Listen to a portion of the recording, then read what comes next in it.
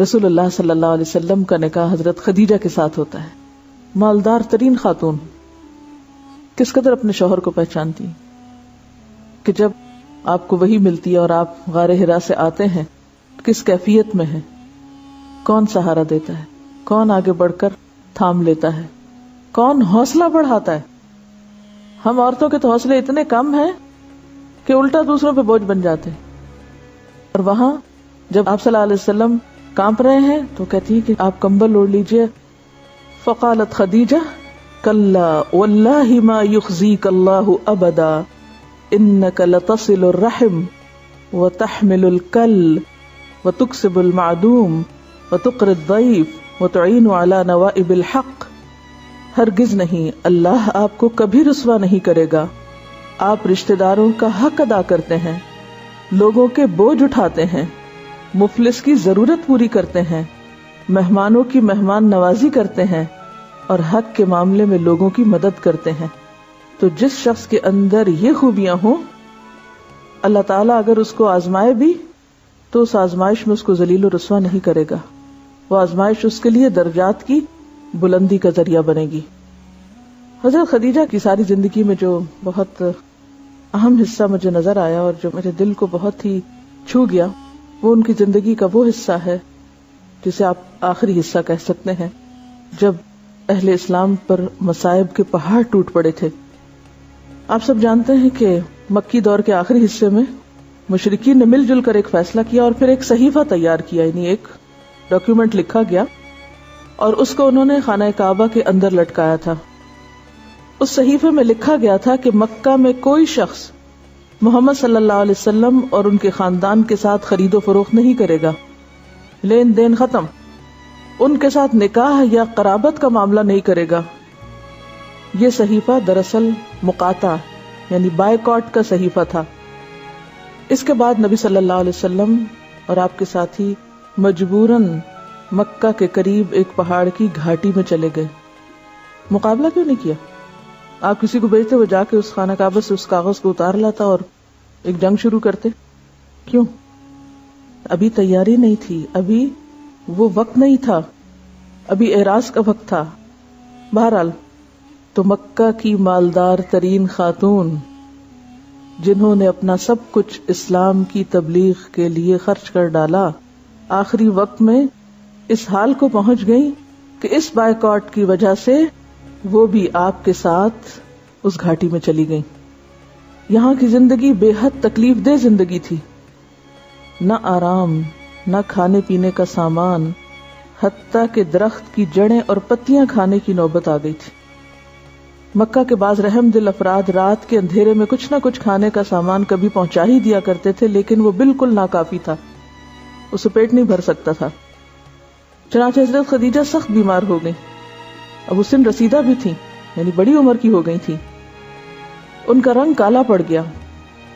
ایک دن نہیں, 2 دن نہیں, 1 مہینہ نہیں, 2 مہینے نہیں, 1 سال نہیں, 2 سال نہیں, 3 سال تک یہ سلسلہ جاری رہا. لیکن وہ خندہ پیشانی کے ساتھ اس تکلیف کو سہتی نہیں, کوئی شکوہ نہیں کیا اور کبھی چھوڑ کے جانے کا آپ کو نہیں سوچا. یہاں تک کہ ہجرت سے 3 سال پہلے مکہ میں ان کا انتقال ہو گیا. اس سال کو آپ سب جانتے ہیں کہ عام الحزن کہا جاتا ہے. تو اس سے کیا پتہ چلتا ہے؟ آپ چاہتے تو خدیجہ کو مکہ میں ہی چھوڑ جاتے, وہ مکہ میں ہی رہ لیتی.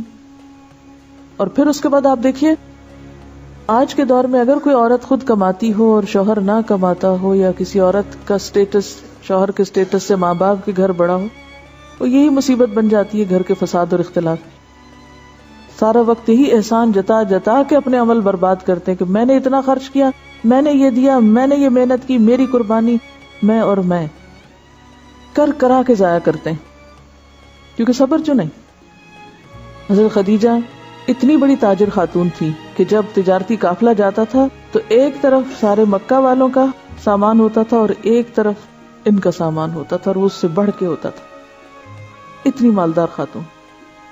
آپ صلی اللہ علیہ وسلم مالی اعتبار سے اتنے ساؤنڈ نہیں تھے, لیکن ایک دن وہ خاتون کہیں کچھ بھی اپنے آپ کو ظاہر کرتی نظر نہیں آتی, بلکہ اپنا سب کچھ خرچ کر ڈالتی ہیں اسلام کی تعلیم اور تبلیغ کے کام میں. اسی لیے تو اللہ تعالیٰ کی طرف سے سلام آتا ہے حضرت خدیجہ کو، جبریل آ کے سلام دیتے ہیں اور جنت میں موتیوں کے محل کی بشارت دیتے ہیں۔ حضرت خدیجہ کے بعد آپ صلی اللہ علیہ وسلم نے کس سے نکاح کیا تھا؟ حضرت سودا سے کیا تھا، لیکن اس کے بعد آپ نے حضرت عائشہ سے نکاح کیا تھا جب وہ 6 سال کی عمر کی تھی، اور رخصتی ہوئی تھی ان کی جب وہ 9 سال کی عمر کی تھی۔ حضرت عائشہ کون تھی؟ حضرت ابوبکر صدیق کی بیٹی تھی۔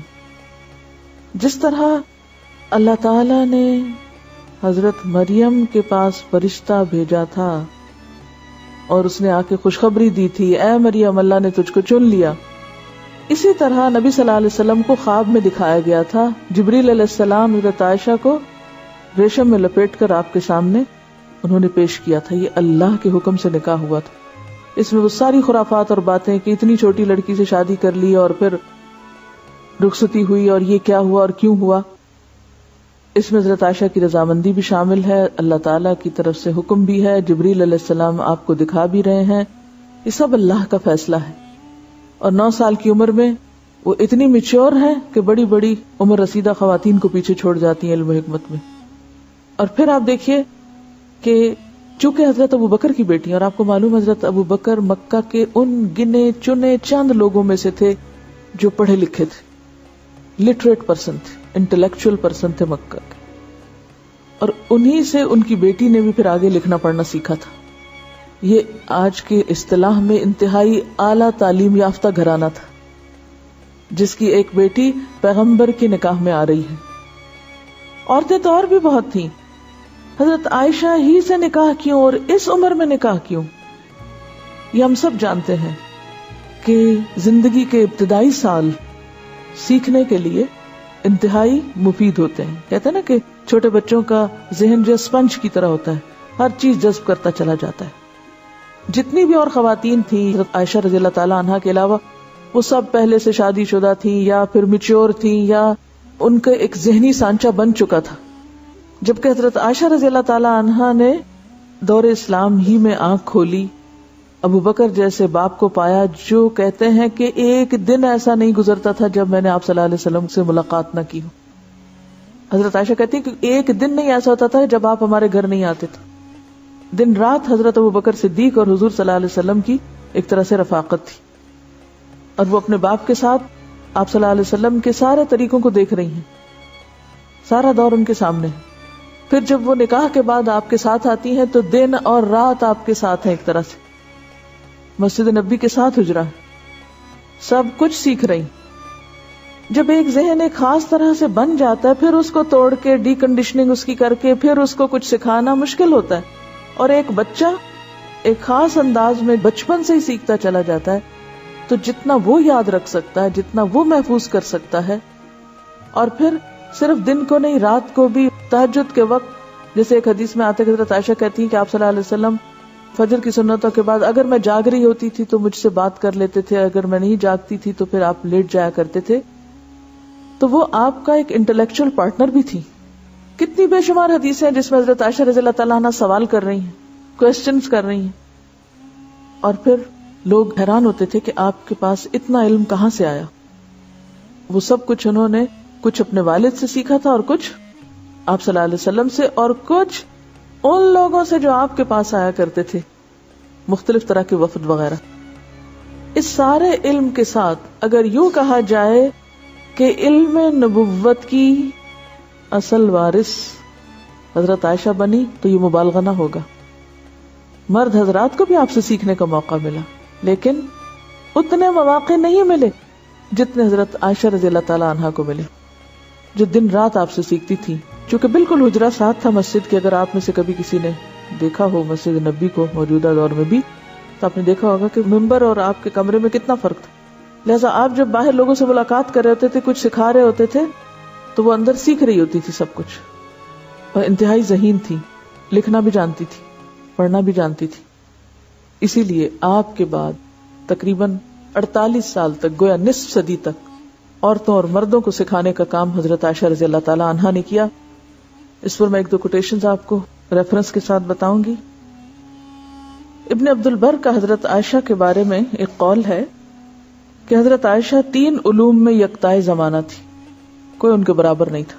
علم الفقہ، علم الطب اور علم الشعر۔ فقہ، طب، فقہ ہوتا ہے دین کی سمجھ، وہ خاص یعنی فروعات کا علم نہیں، یہاں دین کی سمجھ کا معنی۔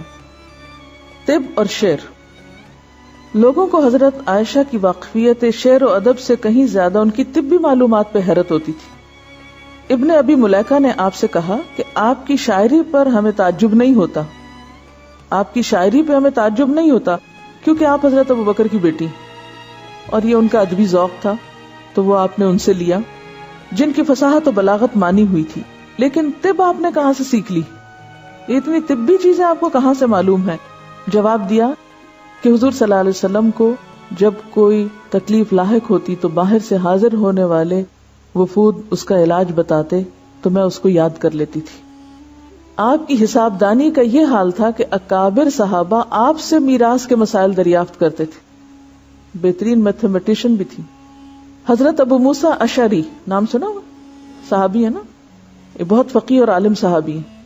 حضرت عائشہ کے علم و فضل کے متعلق اپنا اور اپنے جیسے دوسرے ساتھیوں کا تجربہ بیان کرتے ہیں، لکھتے ہیں ہم اصحاب رسول کو جب کبھی کسی حدیث کے معاملے میں کوئی مشکل پیش آئی اور ہم نے اس سلسلے میں حضرت عائشہ سے دریافت کیا تو دیکھا کہ ان کو اس کے متعلق علم ضرور ہے، یعنی جہاں ہمیں مشکل پیش آتی صحابہ کرام کو، اور یہ ابو موسیٰ اشعری تو خود ایک عالم ہے، وہ کہتے جب ہمیں مشکل پیش آتی تو ہم حضرت عائشہ کے پاس چلے جاتے اور وہاں سے ہمیں جواب مل جاتا۔